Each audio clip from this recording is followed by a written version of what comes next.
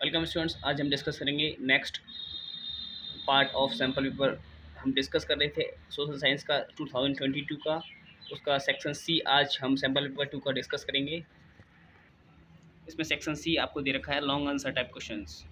Question number 9 आपको दे रखा है differentiate between the non cooperation movement and the civil disobedience movement in terms of issues raised and progress of the movements with suitable examples.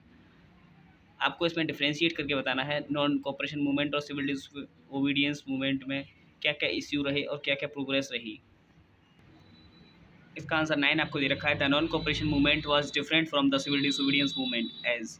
जो non cooperation movement था वो different अलग था civil disobedience movement में। ये differences आपको दिए गए हैं नॉन कोऑपरेशन मूवमेंट और civil disobedience movement. Non cooperation movement जो था, non cooperation movement was launched in 1921 by Gandhi ji. Non cooperation movement को गांधी जी के द्वारा 1921 में लॉन्च किया गया था और civil disobedience movement was launched in 1930। और सिविल डिसोबीडियंस मूवमेंट को 1930 में लॉन्च किया गया था। Next point is it was started with middle class participation. Non cooperation movement को मिडिल क्लास पार्टिसिपेशन मीन्स जो मिडिल क्लास पीपल थे, मध्यम वर्ग के जो लोग थे, उन्होंने पार्टिसिपेशन किया था इसमें शुरुआत में। और इसमें it was launch supported by the industrialist like G D. Birla and Purushottam Das Thakur. Civil obedience movement में बड़े बड़े इंडस्ट्रियलिस्ट व्यापारियों ने पार्टिसिपेट किया था, जैसे जी.डी. बिरला और पुरुषोत्तम दास ठाकुर ने। नेक्स्ट नॉन कोऑपरेशन मूवमेंट में दिया गया है due to Khalifa issues Muslims community participated in non cooperation movement on large scale. Khalifa issue की वजह से मुस्लिम लोगों ने भी इसमें बहुत ज़्यादा पार्टिसिपेट किया था। नेक्स्ट सिविल डिसोबीडियंस मूवमेंट में आपको दे रखा है the growing proximity of the Congress Party and Hindu Mahasabha prevented the Muslims to participate in civil disobedience movement। जो बढ़ती हुई प्रॉक्सिमिटी मीन्स मतभेद कांग्रेस पार्टी की वजह से हिंदू महासभा में मुस्लिम लोगों ने पार्टिसिपेट नहीं किया था। Next point civil non cooperation movement में आपको दे रखा है the non cooperation movement was withdrawn by Gandhi ji due to violent incident at Chauri Chaura. Non cooperation movement को गांधी जी ने इसलिए बंद किया था क्योंकि इस वायलेंट इंसिडेंट्स पैदा हो रहे थे चौरी चौरा पर। और नेक्स्ट सिविल डिसोबीडियंस मूवमेंट में आपको पॉइंट दे रखा है the civil disobedience movement was withdrawn in 1931 when Gandhi ji signed Gandhi Irwin pact. Gandhi ji ने जब गांधी इरविन पैक्ट पर साइन किए थे तब इसको बंद कर दिया गया था। Next point is in this movement women did not participate at large scale. Non cooperation movement में वुमेन औरतों ने ज़्यादा पार्टिसिपेट नहीं किया था लार्ज स्केल पर, वाइल जबकि सिविल डिसोबीडियंस मूवमेंट में large scale participation of women is one of the most significant features of the civil disobedience movement. इसमें बहुत ज़्यादा क्वांटिटी में सिविल डिसोबीडियंस मूवमेंट में वुमेन्स ने पार्टिसिपेट किया था। नेक्स्ट और करके आपको उसमें क्वेश्चन दे रखा है compare and contrast the contribution made by Gandhi ji and doctor B R. Ambedkar in uplifting the status of the depressed classes. Gandhi ji ने और डॉक्टर बी.आर. अम्बेडकर ने क्या क्या प्रयास किए डिप्रेस्ड जो लोअर क्लास पीपल थे, जो लोअर कास्ट पीपल थे, उनको अपलिफ्ट करने में, मीन्स ऊपर उठाने में। इसका आंसर आपको दे रखा है Gandhi ji used the term Harijans to refer the depressed classes and made the following efforts in upliftment of them। Gandhi ji ने लोअर क्लास लोगों को हरिजन्स के नाम से पुकारा और उन्हें उठाने में ये दिए गए हैं प्रयास ये किए। फर्स्ट पॉइंट आपको दे रखा है Gandhi ji organised satyagraha to secure the entry of the untouchables into temples and access to public wells tanks roads and schools.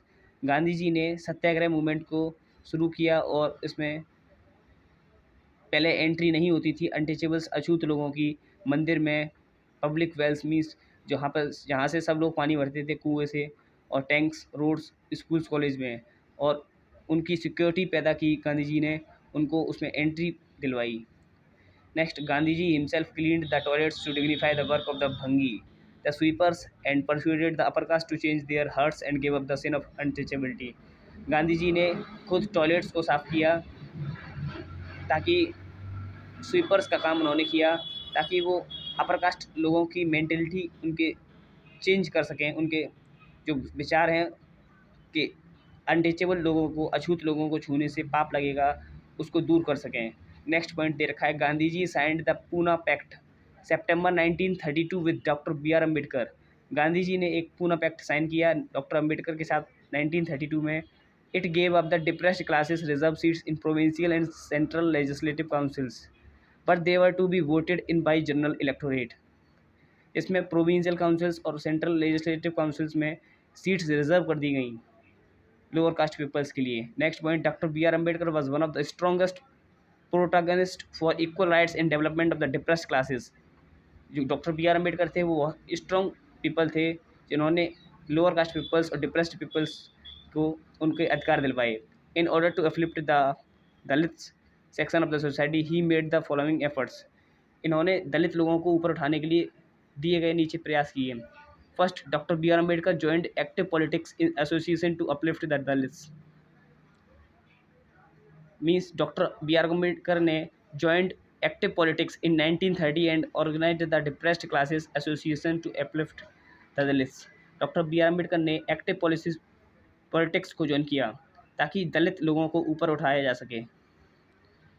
He demanded separate electorates for Dalits and reservation of seats in educational institutions for them. उन्होंने demand किया इसमें कि lower caste peoples के लिए separate अलग अलग seats होनी चाहिए जो कि रिजर्व होनी चाहिए सीट्स हर एजुकेशनल इंस्टीट्यूट में। Next, he designed the Poona pact that gave reserve seats to depressed classes और Dalits in provincial and central legislative councils. Doctor B R Ambedkar ने पूना पैक्ट पर साइन किया जिसमें डिप्रेस्ड लोअर कास्ट पीपल्स को प्रोविंशियल और central legislative councils में reserve seat दी गई।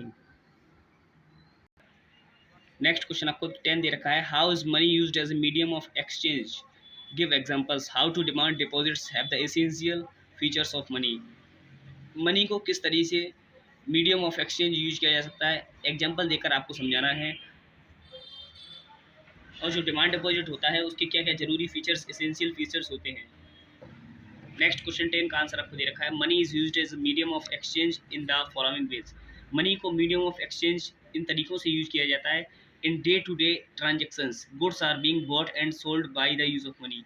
रोजाना के ट्रांजेक्शन में सामानों को खरीदा और बेचा जा सकता है मनी का यूज़ करके। The transaction are made in money as a person holding money can easily exchange it for any community और सर्विस। जिस पर्सन के पास मनी होगा, पैसा होगा, वो किसी भी कम्युनिटी से किसी भी सर्विस को ले सकता है और एक्सचेंज कर सकता है। Next point is use of money has made it easier to exchange services such as the service of a doctor, teacher etcetera. Money की हेल्प से आप किसी से भी सर्विस ले सकते हैं, जैसे डॉक्टर से, टीचर से etcetera. Demand deposits have the essential features of money in the following veg. Demand deposits के जो एसेंशियल जरूरी फीचर्स होते हैं मनी के बारे में वो दिए गए हैं। Demand deposits can be withdrawn from the bank when ever it is required. जो भी डिमांड डिपॉजिट्स होता है उसको आप जब भी आपको ज़रूरत है तब बैंक से विड्रॉ कर सकते हैं, मीन्स निकाल सकते हैं पैसे। नेक्स्ट पॉइंट इसमें दे रखा है, demand deposits are widely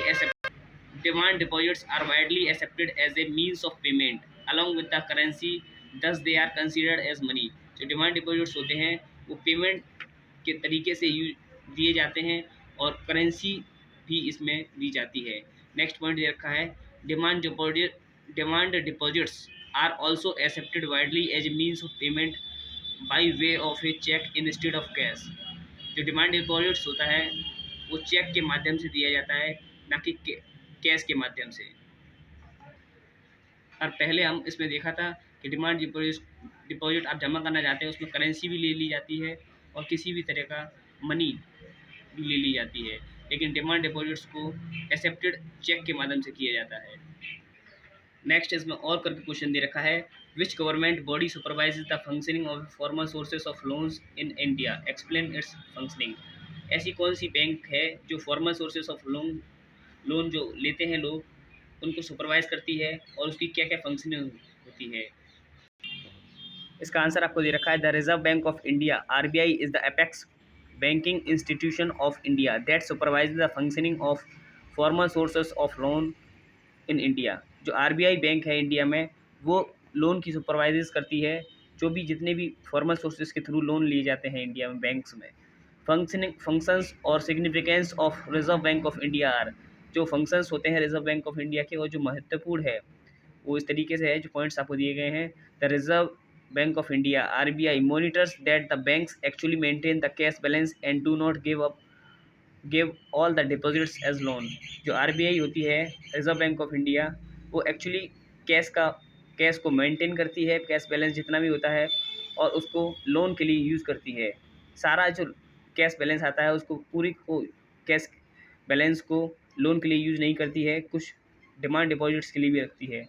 the RBI ensures that the banks gives loans not just to profit making businesses and rich traders but also to small cultivators, small scale industrials, small borrowers etcetera. जो RBI होती है वो सिर्फ बड़े लोगों को, बड़े businessman's को, बड़े जो व्यापारी हैं उन्हीं को लोन नहीं देती है। स्मॉल कल्टिवेटर्स जो होते हैं, जो स्मॉल बिजनेस करते हैं, उनको भी आरबीआई लोन देती है। नेक्स्ट पॉइंट दे रखा है, periodically banks have to submit information to the RBI on how much they are lending to whom. जो बैंक से आप लोन लेते हैं उसको आरबीआई को सबमिट करना होता है कि किस रेट पर लोन लिया गया है, आरबीआई को उसको बताना होता है, और किस को लोन दिया गया है। नेक्स्ट पॉइंट दे रखा है, the rate of interest charged on loans given by the banks is decided by the reserve Bank of India. जितना भी रेट ऑफ इंटरेस्ट मीन्स ब्याज जितनी भी डिसाइड होगी वो RBI Reserve Bank of India decide करती है, जितना आप बैंक से लोन लेते हैं। Next point, the RBI keeps a check on all the activities of banks and checks the flow of credit also. RBI जो भी आप लोन लेते हैं उस चेक पर साइन करती है और जितना भी फ्लो ऑफ क्रेडिट होता है उसको सुपरवाइज करती है।